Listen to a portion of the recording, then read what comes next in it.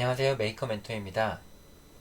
이번 시간은 인공지능 스피커와 데이터 분석을 하기 위해서 그 라즈베리 파이에 대한 그 소개와 그 다음에 라즈베리 파이의 운영체제를 설치하는 방법에 대해서 알아보도록 하겠습니다.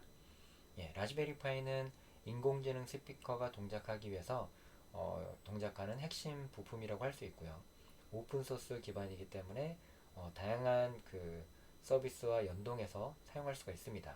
그래서 라즈베리 파이를 활용해서 어떤 것들을 만들 수 있는지 먼저 살펴보고 운영체제 설치하는 방법에 대해서 알아보도록 하겠습니다.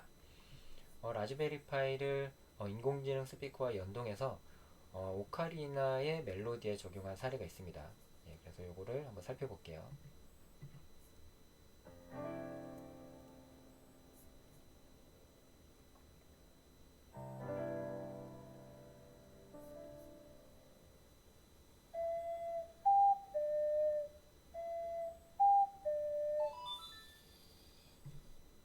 이렇게 오카리나의 멜로디를 인식해서 무선 네트워크로 전송해서 이렇게 그 집 가전의 장치들과 연동을 하는 그런 사례를 볼 수가 있습니다.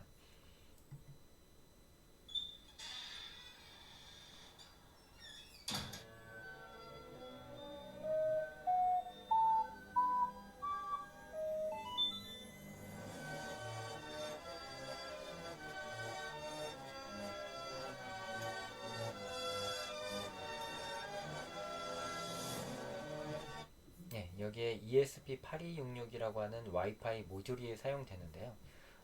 그 라즈베리 파이와 그 무선 랜으로 서로 통신을 하면서 명령을 전달하는 겁니다. 즉 라즈베리 파이하고는 인공지능 스피커가 동작할 수 있게끔 그 구성을 해놓고 오카리나의 멜로디를 연주해서 라즈베리 파이에서 그 명령을 이 그 ESP8266이라는 장치로 전달하면 이 장치가 각각 연결되어 있는 가전을 동작시키게 하는 방법이라고 생각을 하시면 됩니다.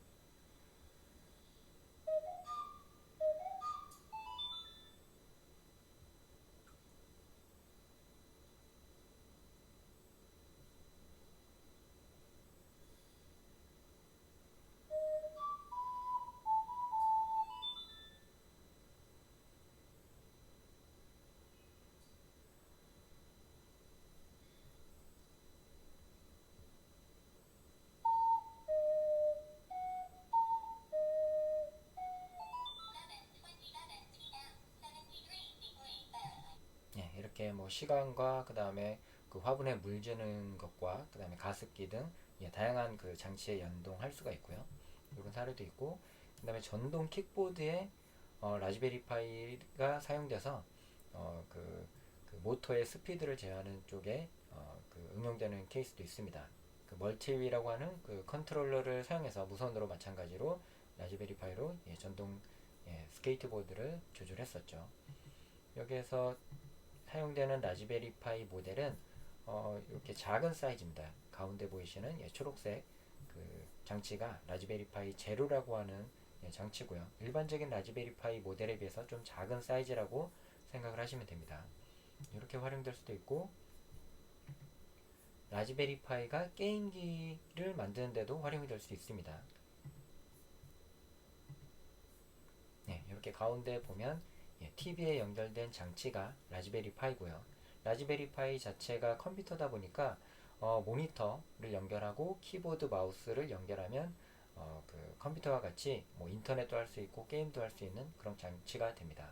여기에는 USB로 그 컨트롤러를 그 연결했기 때문에 게임 컨트롤을 연결해서 게임을 할 수 있는 그런 모습이죠.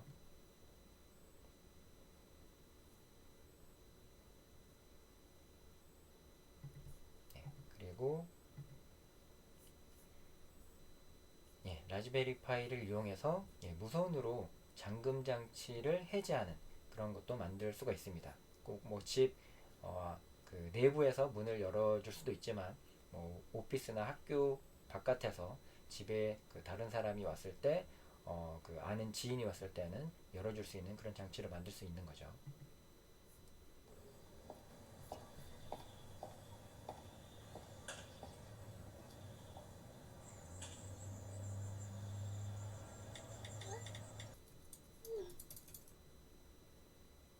오, 그럼 이 버튼을 눌러서 문을 열어주게 됩니다.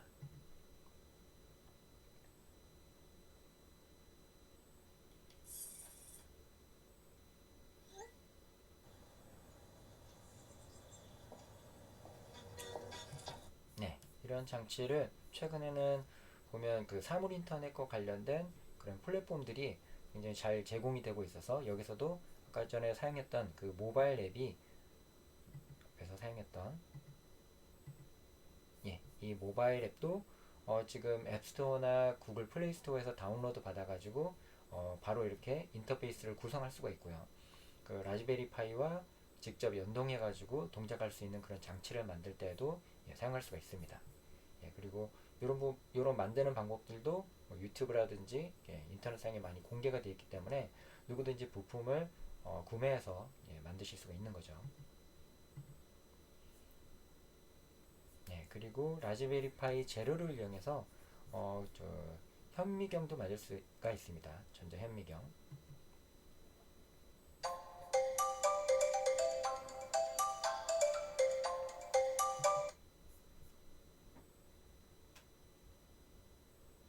보시면 라즈베리 파이에 카메라를 연결해서 큰 모니터 화면에서 확대해서 볼 수 있는 장치를 만들 수 있는 거죠.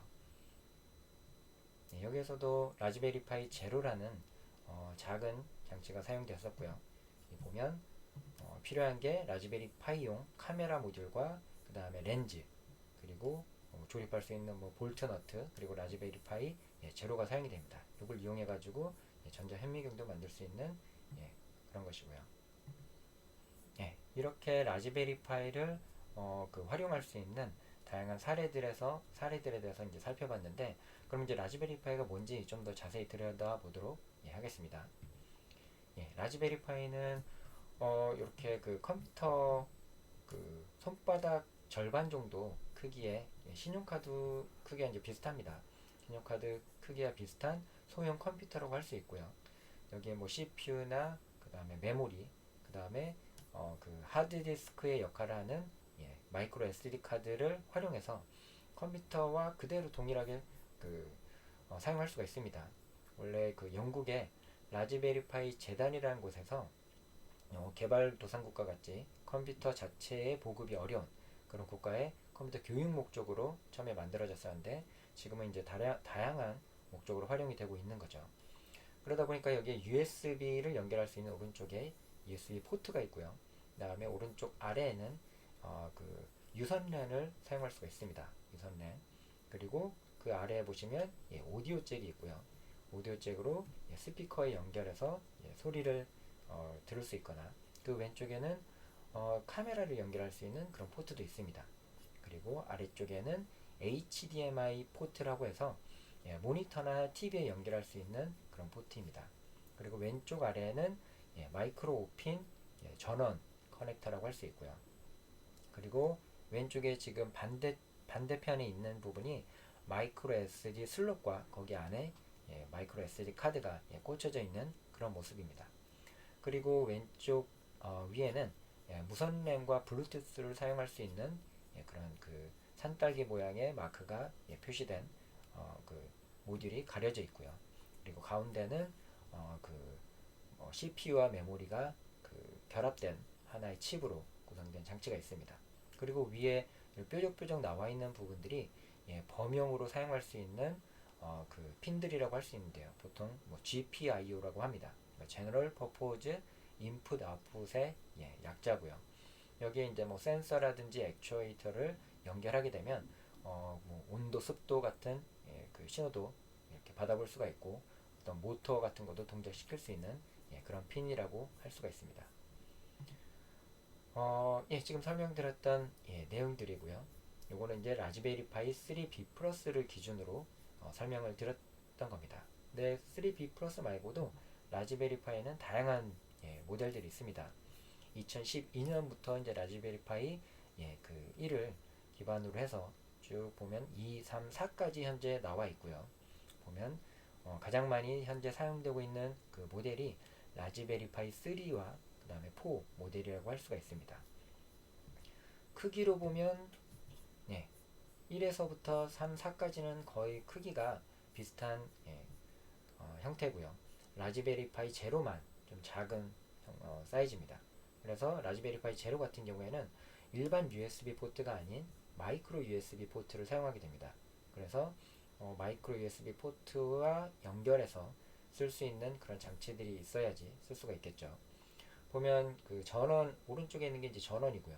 그 다음에 이 가운데 있는 마이크로 USB가 데이터를 전송할 수 있는 그 포트라고 할 수 있습니다. 근데 하나밖에 없기 때문에 키보드와 마우스를 동시에 사용하기 위해서는 USB 허브를 연결해서 그 사용하시면 키보드와 마우스를 동시에 쓸 수도 있습니다. 이게 라즈베리 파이 3B 플러스에 대한 사양이고요. CPU와 GPU, 그 다음에 메모리, 메모리는 1GB를 사용하고 있네요. 이 CPU 같은 경우에는 모바일로 치자면 갤럭시 S6 정도와 이제 동일한 그 사양이라고 보시면 됩니다. 그리고 USB 2.0 포트는 4개가 이제 제공을 하고 있고요. 그 다음에 비디오 인풋, 즉 카메라를 연결할 수 있는 그런 CSI 커넥터와 비디오 아웃풋, 즉 비디오 출력을 내서 모니터나 TV에 연결할 수 있는 HDMI 포트가 있습니다. 그리고 오디오 장치와 연결할 수 있는 3.5mm 폰 잭이 있고요. 그 다음에 그 SD 카드를 연결할 수 있는 컴퓨터로 치자면 하드 디스크와 동일한 역할을 하는 SD 카드를 연결할 수 있는 마이크로 SD 슬롯이 있고요. 그 다음에 온보드 네트워크는 내장된 네트워크 장치들을 의미합니다. 그래서 유선 램과 무선 램 그리고 블루투스 모듈까지 사용할 수 있습니다.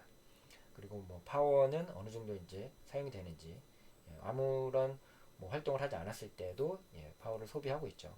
459mAh라는 전류를 소모하고 2.295W라는 전력을 소비합니다. 그리고 이제 여기에다 키보드, 마우스, 모니터까지 연결하다 보면 좀 이렇게 좀 많은 전력이 필요하게 되는데 따라서 이제 그 어댑터, 전원 어댑터를 쓸 때에는 최대로 쓰더라도 좀 안정적으로 전원을 공급할 수 있는 그런 어댑터를 그 사용을 하셔야 됩니다. 그리고 전원은 5V의 마이크로 USB 또는 GPIO 헤더로 전원을 공급할 수가 있습니다. 최근에 라즈베리 파이 4 같은 경우에는 3와 이제 다른 점이 좀 더 CPU나 GPU가 좀 더 향상이 됐고요. 메모리도 선택해서 사용할 수가 있습니다. 이렇게 뭐 1기가, 2기가, 4기가까지 사용할 수가 있고 USB 포트도 2.0 포트가 2개가 있고 3.0 포트가 2개가 있습니다. 거의 10배 정도 성능 차이가 나는 포트가 있고 그 다음에 그 무선 랜 같은 경우에도 좀 더 이렇게 확장이 됐죠. 기존에 비해서 듀얼 밴드 2.4에 5GHz 와이파이 그리고 블루투스 5.0까지 지원을 하고 있습니다. 그리고 외형상 가장 큰 차이는 전원 공급이 5V USB-C 타입으로 제공한다는 점이 가장 큰 차이점이고요. 그러면 이제 그 라즈베리 파이의 운영체제 설치하는 방법을 알려드리겠습니다. 운영체제는 라즈베리 파이.org라는 공식 홈페이지에서 다운로드 받을 수가 있습니다. 보시면 같이 한번 가볼까요? 라즈베리 파이 홈페이지고 사이트 주소는 라즈베리 파이.org입니다. 사이트를 이렇게 라즈베리 파이.org 이 사이트로 이제 접속을 하시면 되고요. 이 사이트에서 소프트웨어에서 라즈베리 파이 OS 이 부분을 선택하면 이 운영체제를 다운로드 받을 수 있는 페이지로 이동하게 됩니다. 그러면 여기 운영체제 종류가 세 가지가 있는데 보면 데스크탑 맨 상위에 있는 여기 보면 크게 라즈베리 파이 OS 라이트가 있고요. 그 다음에 데스크탑이 있고 데스크탑과 권장하는 소프트웨어들 이렇게 구분을 하고 있습니다. 일단 라이트 버전 같은 경우에는 그래픽 환경이 아닌 텍스트 환경으로만 접속할 수가 있습니다. 그러다 보니까 여기 용량도 작죠. 438MB 정도 크기가 되고요. 그 다음에 라즈베리 파이 OS with 데스크탑 같은 경우에는 그래픽 환경으로 접속할 수가 있습니다. 그래서 마우스를 사용해서 이렇게 클릭을 하거나 뭐 인터넷에 접속하거나 그렇게 화면을 보는 것을 가능한 거죠. 여기서는. 그리고 이거는 그냥 한 1기가 좀 넘네요. 1기가가. 그리고 뭐 맨 위에 있는 레커멘 요거는 라즈베리 파이 운영체에다가 데스크톱도 포함이 되고 거기다가 권장되는 소프트웨어들까지 그러니까 자주 사용되는 소프트웨어들까지 설치된 것을 의미합니다. 그러다 보니까 용량이 거의 3기가에 육박하죠. 그래서 원하는 목적에 따라 사용을 하시면 됩니다. 근데 라이트 버전을 설치했다고 해서 다른 버전을 사용하지 못하는 건 아니고요. 라이트 버전을 통해서 직접 그 프로그램을 설치하면 이렇게 데스크탑 환경에 그 라즈베리 파이를 만들 수도 있고요. 거기다 권장하는 소프트웨어들도 직접 설치해 주셔도 됩니다. 필요한 것들만. 그래서 최적화된 버전으로 라즈베리 파이 운영체제를 사용하실 수가 있습니다. 보통은 이 가운데 있는 모델을 가장 많이 사용하고요. 데스크탑까지 포함된 모델을 사용합니다. 요거를 다운로드를 직접 받으셔도 되고 아니면 뭐 토렌트 그 링크를 통해 가지고 받으셔도 됩니다. 특히 이제 라즈베리 파이 운영체제가 굉장히 버전들마다 쭉 있기 때문에 항상 최신 버전이 좋다고 볼 수는 없고요. 최신 버전에서 해결되지 않은 그런 오류나 문제들이 있을 수도 있습니다. 그래서 최적화된 버전의 라즈베리 파이 그 운영체제를 설치하고 싶은 경우에는 이렇게 download.raspberrypi.org 슬래시 라즈비안 슬래시 이미지라는 그 디렉토리로 URL로 접속해서 받으셔도 됩니다. 예전에는 라즈비안이라는 이름의 운영체제였었는데 지금은 라즈베리 파이 OS라고 그렇게 부르고 있네요. 그러면 운영체제를 설치하는 방법을 알아보도록 하겠습니다. 운영체제는 이미지라는 그 파일을 다운로드 받게 됩니다. 여기에서 받은 파일은 다운로드 받게 되면 그 확장자가 img라고 하는 이미지 파일입니다. 이미지 파일은 우리가 그림 파일과는 좀 다릅니다. 여기서 이미지는 디스크 이미지를 의미하고요. 우리가 하드디스크 그렇게 부르죠. 하드디스크 그 디스크를 그 원본 그대로 복제하기 위해서 이런 이미지 복사를 하게 됩니다. 이미지 복사. 엄밀히는 디스크 이미지 복사죠.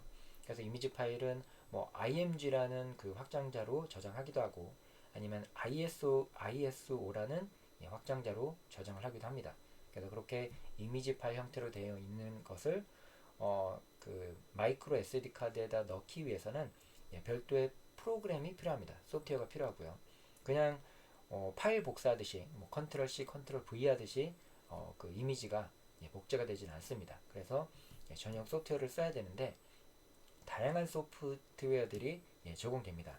보면 왼쪽부터 뭐 win32 디스크 이미저라는 소프트웨어도 있고요. 그 다음에 etcher라는 소프트웨어도 있습니다.